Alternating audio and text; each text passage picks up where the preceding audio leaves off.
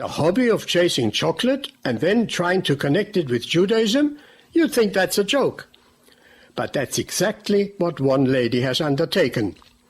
She is Deborah Prinz, who traveled around Europe, the US, and even further afield in search of the mysteries surrounding this cocoa confection. The result is her book, titled On the Chocolate Trail, subtitled A Delicious Adventure Connecting Jews, Religions, History, Travel, Rituals, and Recipes to the Magic of Cocoa. Both Deborah Prinz and her husband Mark Horwitz, who shared her travels, have received rabbinic ordination from the Union of Reform Judaism, and having held a number of leadership positions in the national and religious reform movement, she now serves the Central Conference of American Rabbis as Director of Program and Member Services and Director of the Joint Commission on Rabbinic Mentoring. Deborah Prinz is on the phone to me from her home in New York. Welcome to the program. Thank you so much, Walter. It's great to be with you. You describe yourself as having chocolate dar, meaning radar. Are you a chocoholic who cannot pass a chocolate shop without going in? I would have to say that that's probably pretty accurate. I do like to explore chocolate shops and chocolate confections wherever I find them, chocolate museums, chocolate factories on my travel and wherever I happen to upon them. My choco dar is a little bit less intentional. It happens when I just come across a chocolate experience or a chocolate find, as it were. I self-diagnosed myself with this syndrome as my chocolate radar, and it has led me to the stories that are in the book. So what gave you the idea to investigate chocolate and in particular explore the connection between Jews and chocolate? The chocolate jar came upon me in a couple of interesting ways. Mark and I were planning a sabbatical trip 6-7 years ago, and the trip was to begin in March. We were start in Amsterdam for the cruise 6, 7, 8 countries. And when we were in the midst of a discussion about whether we should stay in Paris or not, he wanting to get out of the cold and go south, me wanting to stay in Paris for a while since I had not been. And a month before we were to leave, I happened to listen to a wonderful radio report about chocolate in Paris that enticed me to think about the chocolate of Paris. When I later that day reported to Mark that there was, in fact, lots of wonderful chocolate in Paris, he said, maybe we should, after all, stop in Paris and explore chocolate in Paris. That ended the debate. We decided to spend about a week in Paris, and we explored the chocolate in Paris.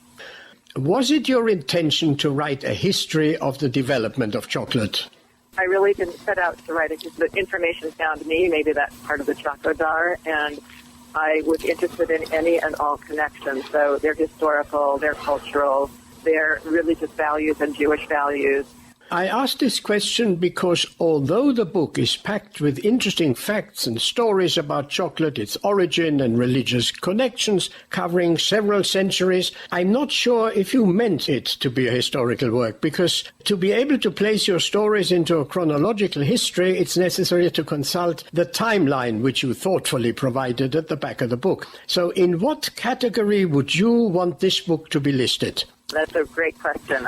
I would say it's a mix of stories, history, culture, religion. It's a mix of categories. It's lots of different things. Reading the book, it's obvious that you did some very serious research and, of course, planning before setting out on these unusual journeys. How long did you prepare? The research, the travel, the writing, the editing was about 6 years. It's wonderful to travel the world in trying to research a project, particularly such a pleasant one. But did you have any financial backing? Well, there were 3 fellowships for studying at two different archives. So other than that, modest funding, which of course I appreciated very much, the rest of it was not really funded. But how did you manage to persuade these institutions to help fund what, on the face of it, seemed a very unconventional, crazy passion? I think that they were intrigued just as I was with those possibilities and interests. So now you have some background knowledge, finance, and probably an even stronger craving for chocolate. What happened next? The sequence was that travel, in part, preceded the research. The travel led to the connection, but led me to understand there was something there.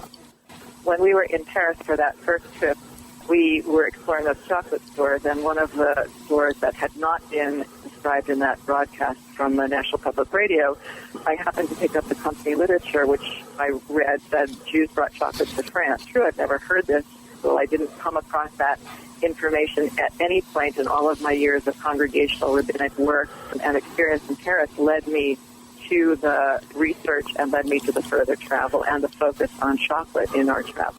You traveled around Europe and also North America.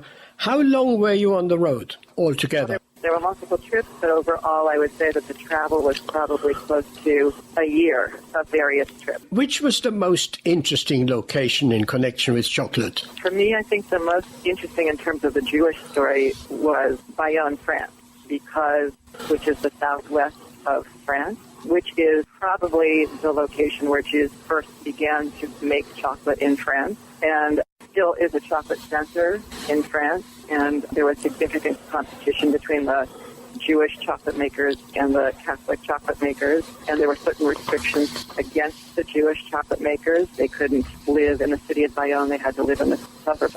And nevertheless, the chocolate makers who still exist in Bayonne, France today, who are not Jewish, tell the story, whether it's a chocolate museum or a chocolate merchant or the city publicity. They all tell the story that Jews brought chocolate to France. That Jewish story in Bayonne. You say they brought the chocolate to France. Where did they come from? They were conversos coming just after the expulsion from Spain. In Portugal, it's not quite clear exactly who came from where. Were there some unexpected events, some surprises? Absolutely. There were a number of surprises. For instance, that Jews were significant chocolate makers in the American colonial period, that they were trading chocolate, that people who were well-known Jewish leaders of their communities in that period, Daniel Gomez and the Gomez family in New York City, and Aaron Lopez in Newport, that chocolate was a piece of their business, that Aaron Lopez in Newport was using Negroes to grind chocolate, as his ledger books show, that in New York City, Rebecca Gomez in that period of time was probably the only woman to be manufacturing chocolate. There were other women selling chocolate, but she was probably the only woman in that period of time to be making it. What year would that have been, approximately? The early 18th century. I know you studied in Israel, but in connection with this trip, did you visit Israel? Several of our trips to Israel focused on chocolate research. I read in your book that the elite factory in Israel built homes for their workers and also a vacation place. Was that usual for large employers in Israel, or did they have an extraordinarily strong social conscience? I'm not sure that I could say anything about other companies in Israel because I've not explored that, but I have explored other chocolate companies in England. So Quaker chocolate companies in England such as Fry's, Cadbury's, Rowntree, Hershey in America also all had, in that period of time, were socially aware and socially conscious and all had similar kinds of efforts on behalf of their workers. How did chocolate drink come about?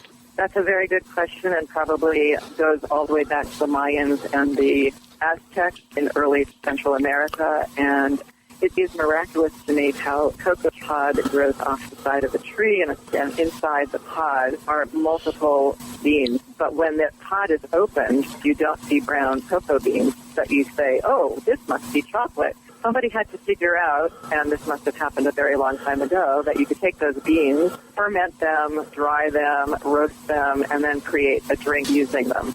You already mentioned the Jewish connection, but did you know before you set out on your travels about any Jewish connection, or did it just happen in Paris? It really just happened in Paris. I had no idea until then. So what part, if any, did chocolate play in Jewish ritual? What was particularly surprising to me was the use of chocolate by conversos in New Spain. Conversos were people or were descendants of people who had converted to Christianity who chose, in some cases, to still be Jewish. We would maybe have used the term Marrano if it weren't so negative. They were people who had fled Spain, working in several capacities. They were not necessarily only chocolate merchants, though some of them were chocolate merchants. And we have evidence that for Kiddush on Friday night, these folks drank chocolate. It was a meal for breaking the Yom Kippur fast. They drank chocolate. Delivered to the house of mourning chocolate balls or the basic chocolate that would be used for the chocolate beverage. There's an anecdote in the book about a couple that pretended to be fighting on Yom Kippur and therefore not eat and not drink their customary chocolate and go to their room because they weren't speaking to each other to avoid their non-Jewish servants from suspecting that they were fasting on Yom Kippur when they should not have been fasting. And at the end of the day, they made up and they had their evening hot chocolate. So fasting would have been prohibited? Fasting on a Jewish fast day would have led to suspicions in a Catholic culture where the Inquisition was pervasive, strong as in Spain. The Jews or the conversos would have been afraid of being reported to the Inquisition. In the book, you mentioned that other religions used chocolate in connection with their faith. Can you give an example?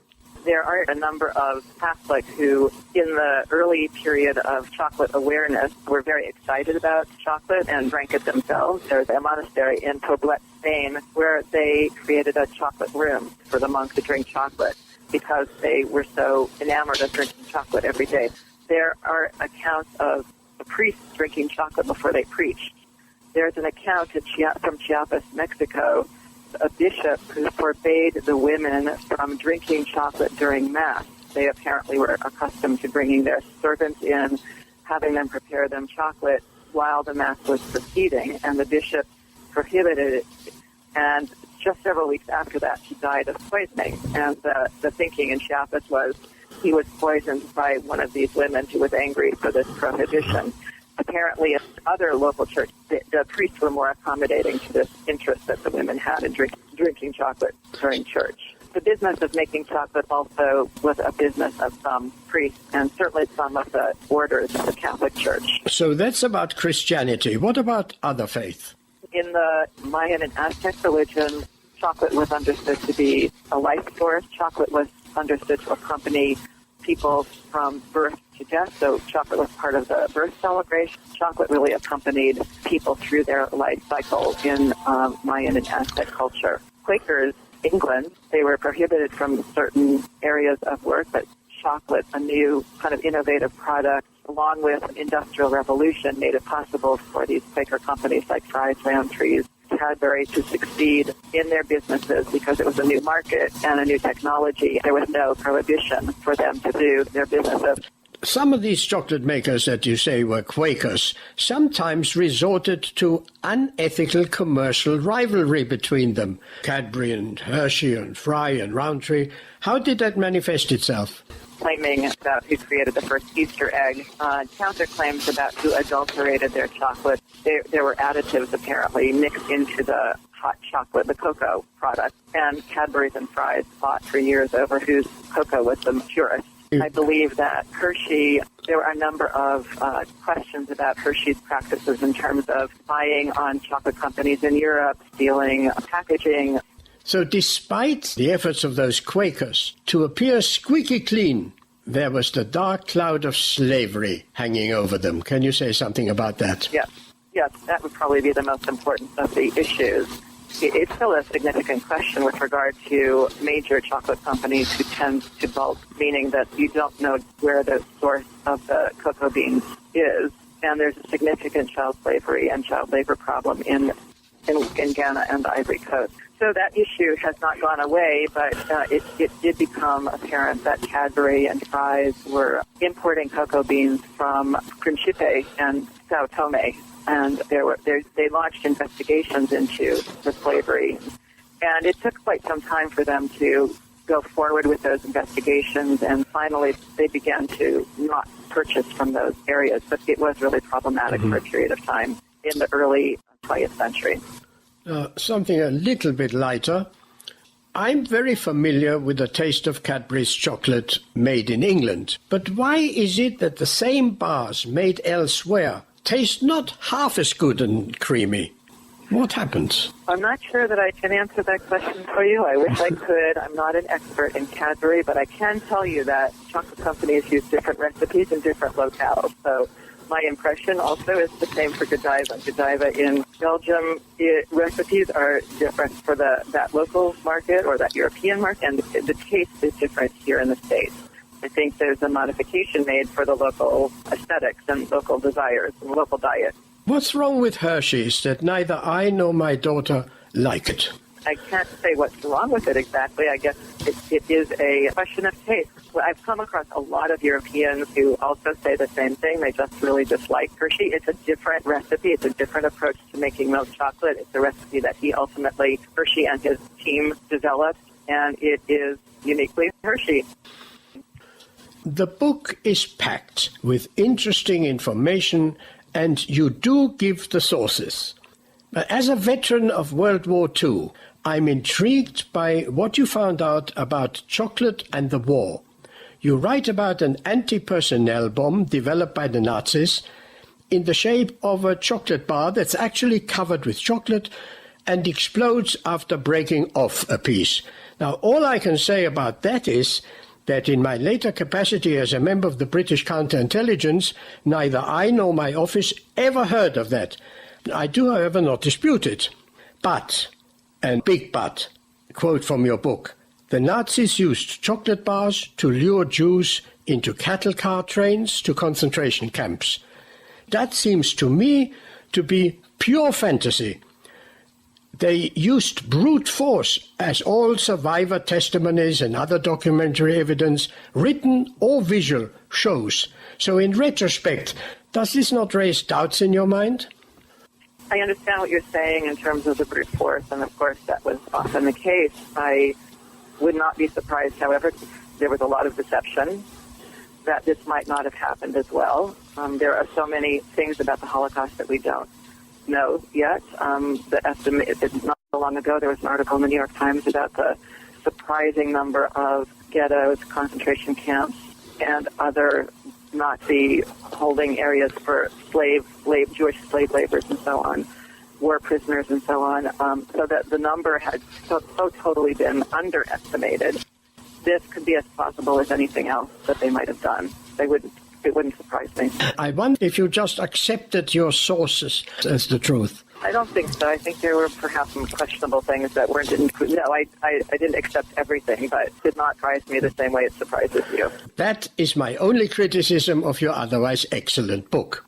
I would be remiss if I would not mention that your book contains a large number of easy-to-follow chocolate-related recipes, and that the last pages are a veritable encyclopedia of facts, manufacturers, museums, and more about chocolate, so that the reader can embark on his or her own chocolate trail. On the Chocolate Trail by Deborah Prinz is an easy read for times when you just want to be entertained with some not-too-heavy facts, perhaps while eating a bar of that wonderful stuff. The book is available from the publishers Jewish Lights Publishing, Woodstock in Vermont, USA, and from all good bookstores. And finally, you also give talks and lectures on this subject. How can you be contacted? I can be contacted at my website, Jews on the Chocolate Trail, or through my Gmail address at Debbie, DEBBIERPRINZ @gmail.com. Deborah Prinz, thank you for coming on Walter's World. Stay tuned for part 2.